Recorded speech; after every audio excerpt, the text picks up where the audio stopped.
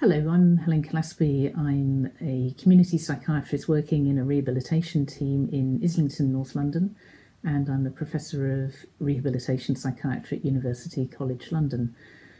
And I'm going to talk to you about why LGBT History Month is important to me.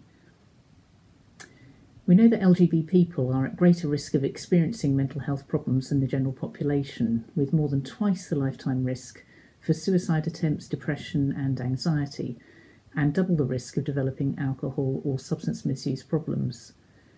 In fact, the lifetime risk of suicide attempts amongst gay and bisexual men is 4 times that of the general population, and lesbians and bisexual women are at 4 times the risk of developing problems with alcohol. Yet, despite the clear need for mental health services, psychiatry has a very negative history when it comes to the treatment of LGBT people. Homosexuality was only declassified as a mental illness in 1973, and many people from sexual minorities have experienced appalling and traumatising psychiatric treatments, including aversion therapies aimed at changing the person's sexual orientation, and more recently, so-called reparative therapies, even though there's nothing to repair. The Royal College of Psychiatrists, along with many other professional bodies across the world, has made it clear that homophobic practices are unacceptable and such treatments have no place in contemporary psychiatry.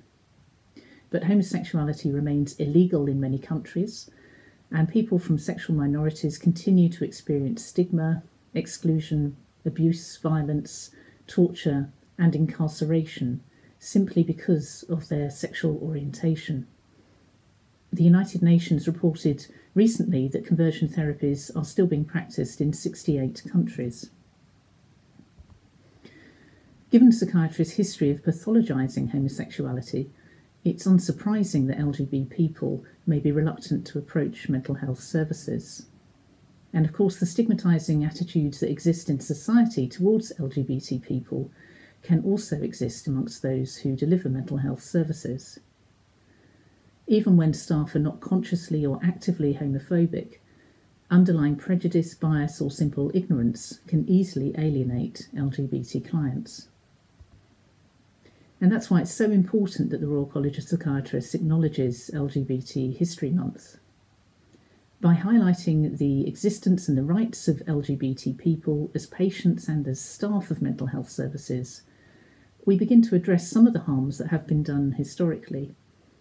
Professor Wendy Burns, when she was president of the Royal College of Psychiatrists, issued an apology to LGBT people on behalf of the college for the harm that psychiatry had done them.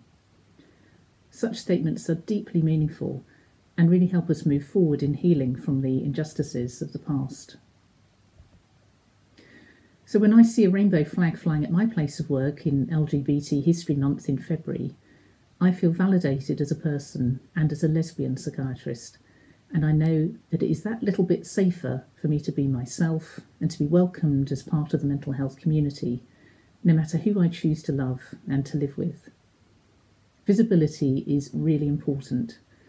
By being visible, we make the world a safer and a richer place for everyone.